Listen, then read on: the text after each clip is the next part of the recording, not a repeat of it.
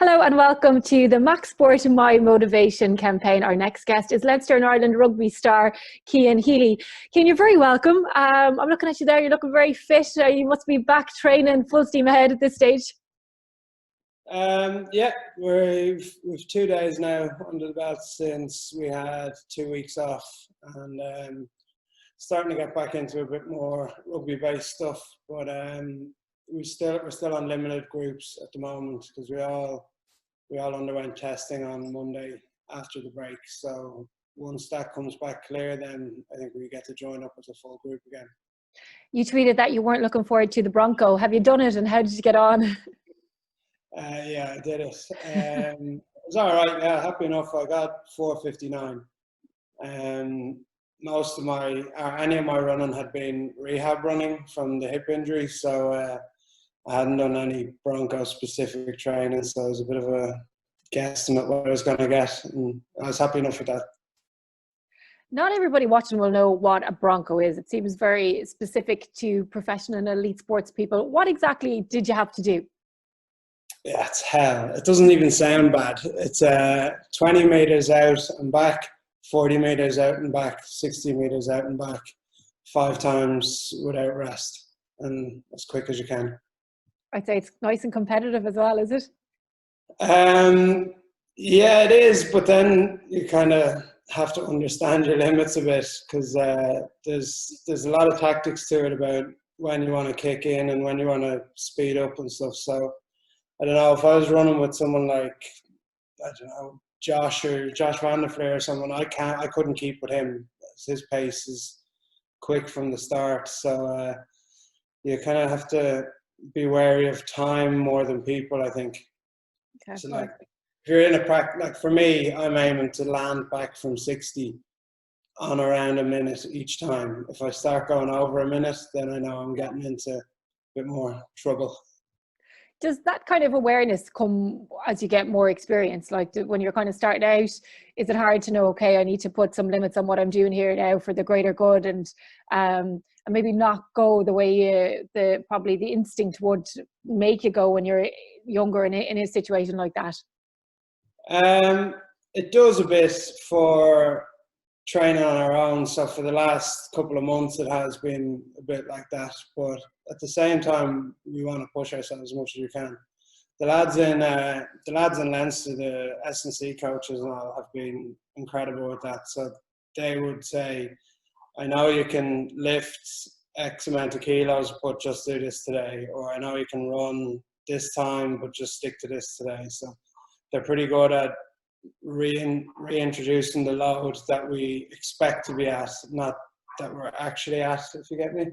Yeah, so you kind of need the experts to be the voice of reason and the common sense, because they know exactly what they're talking about and they've been watching you guys for a very long time.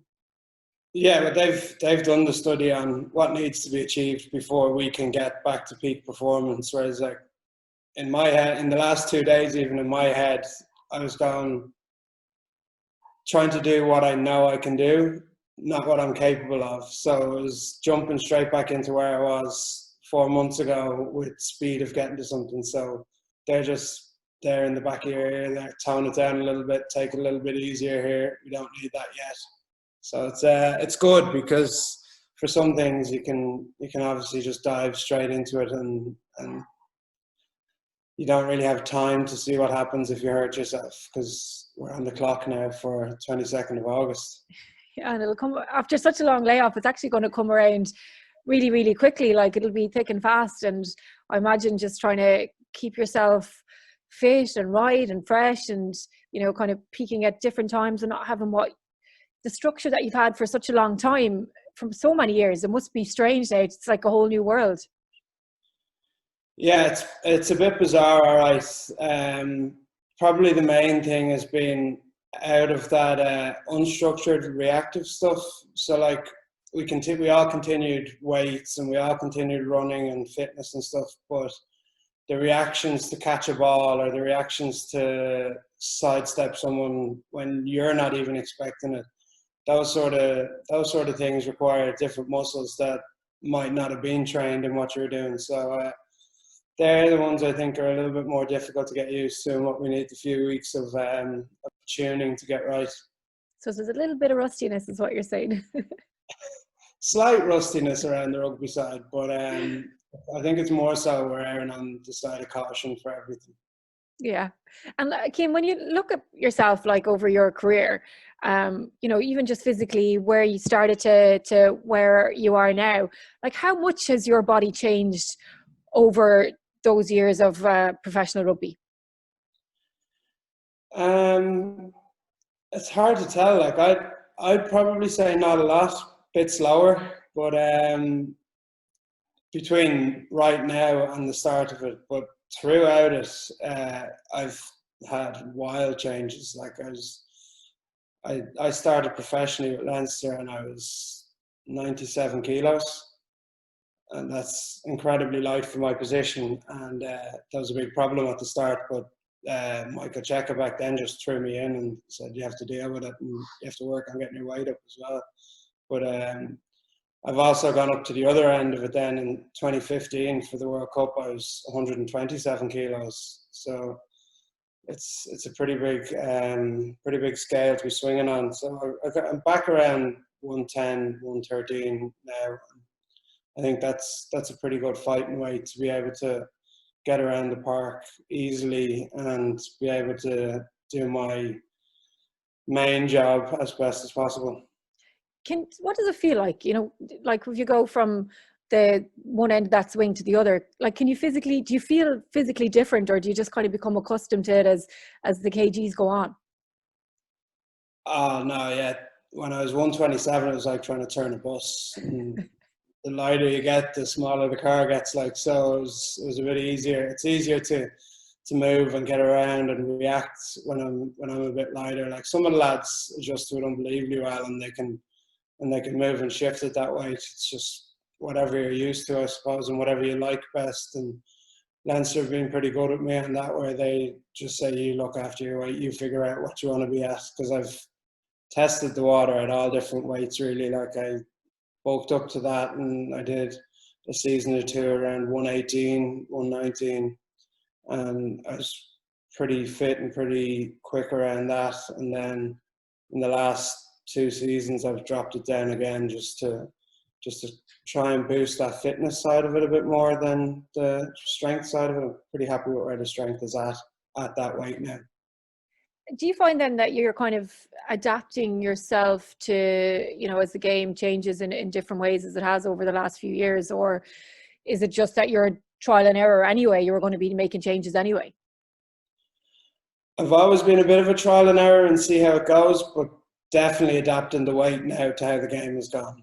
And there's less of a run and start at scrums now, and they're more controlled. So I think strength is a bit more important than weight. So I can chop that bit off then that's required and still work on my strengths to keep it to that level.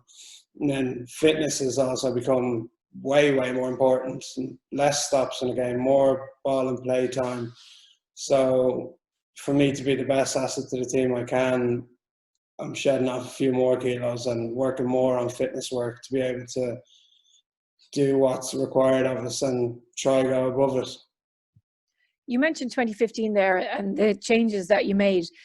There was a huge fascination about your body shape, and just even since then, like there's always seems to be a bit of a fascination about how you're looking at the start or the end of a season. What's that like as a player to know that like people are chatting about your physicality and your weight and your shape and all that?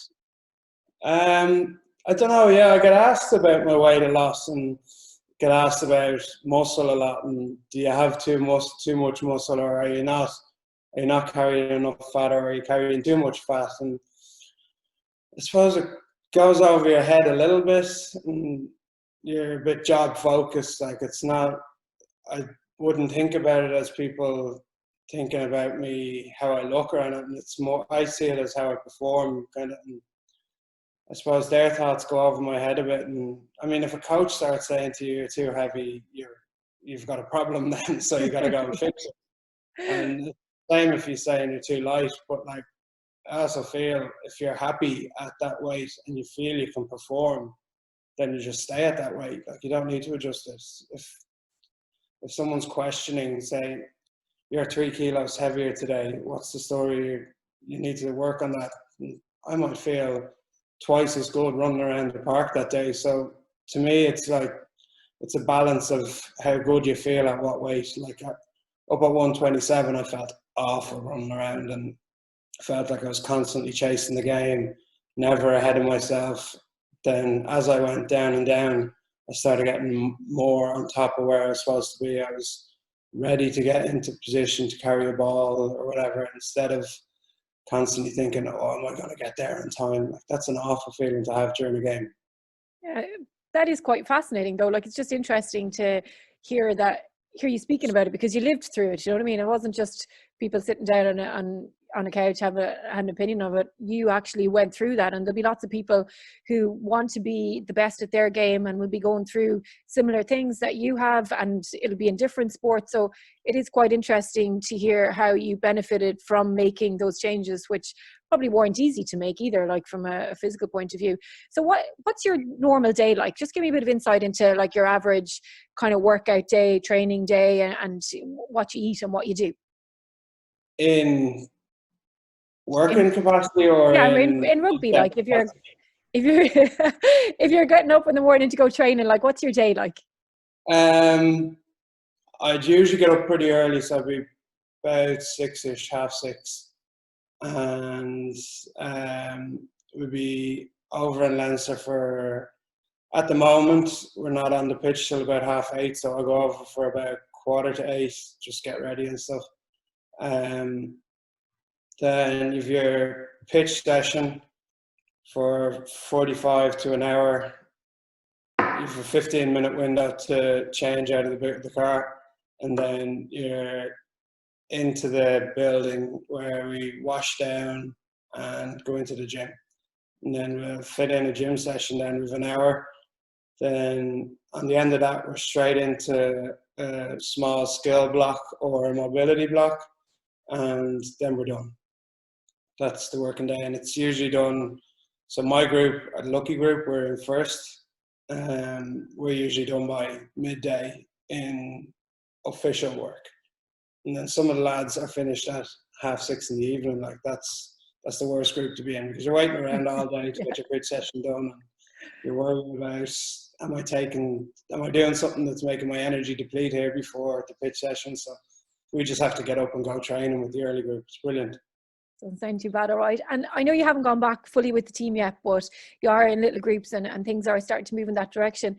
Is it different just in terms of like the world that we live in now, the new protocols, the social distancing, just I suppose how we've all had to adapt to getting up and going to work? Your job was just a little bit different, because it's probably potentially will be a little bit more contact.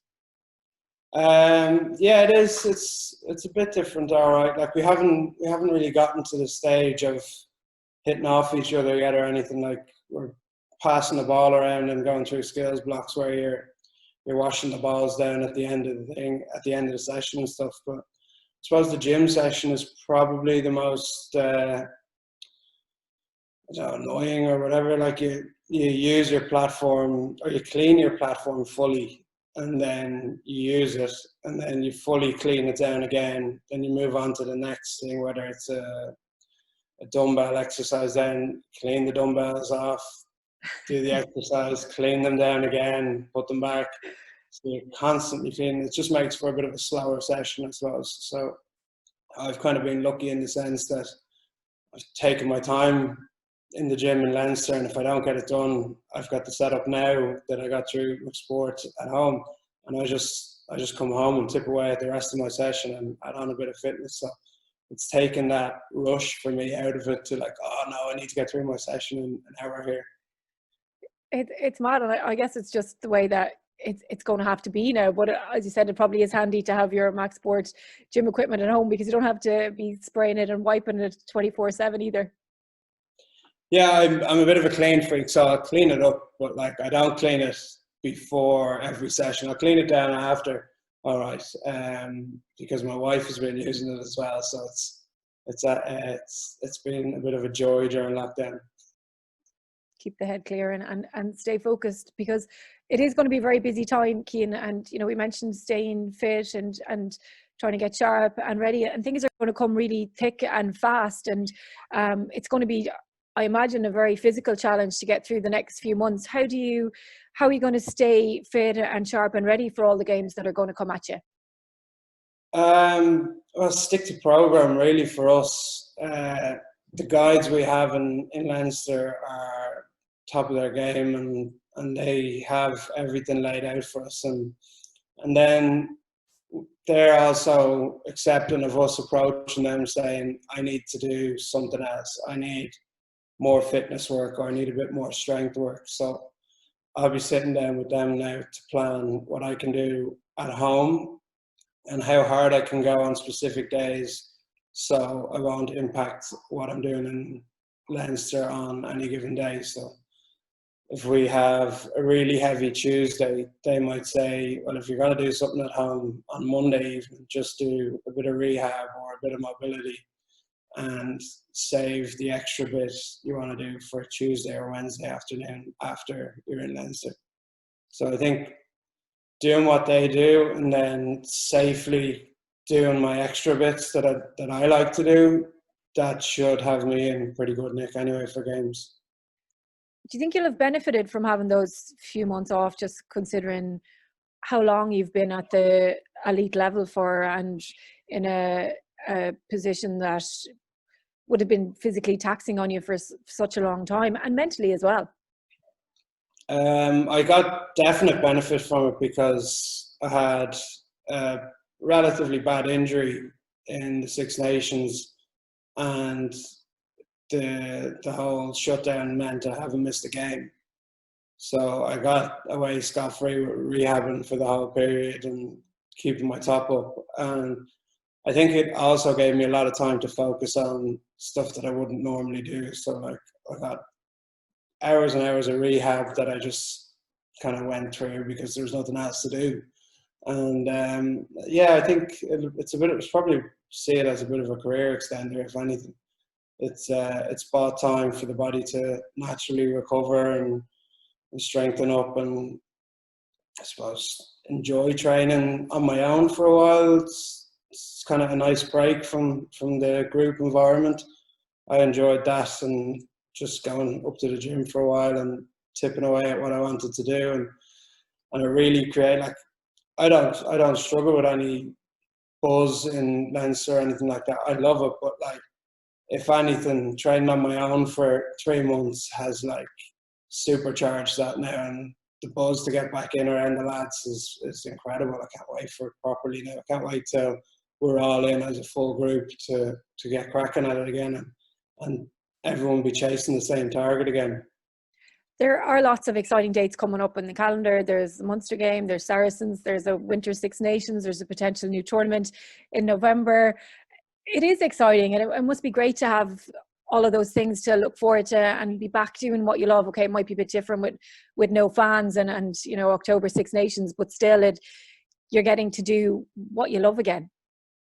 That's deadly, yeah. And like we start tough. We're going into some like high-end rugby, so we start with 2 inter-pro games, and then it's finals rugby where it's knockout and every game matters, where you don't have any sort of like testing period to see how you're going. So I think that's deadly, because like every other time you wait a whole season to get to that point, to get to that pressure rugby where you're really tested. And I know we didn't finish out last, but this is like the start of the season. We get to jump straight into that, and I suppose heighten the senses of what you do it for. You do it to win medals. You do it to be part of that environment and be tested as best as you can. And to go straight into that and then dip straight into a regular season again to start off, I think that's going to be brilliant. It's such a challenge that has never happened, and it's something that like I'm looking forward to a huge amount. And do you have any concerns, Cian, just given where you do play and the fact that you're up close and personal, and a lot of the conversation about return to play, the focus has been on rugby and the scrum and the potential dangers of it. Like, as a player, do you worry about things like that?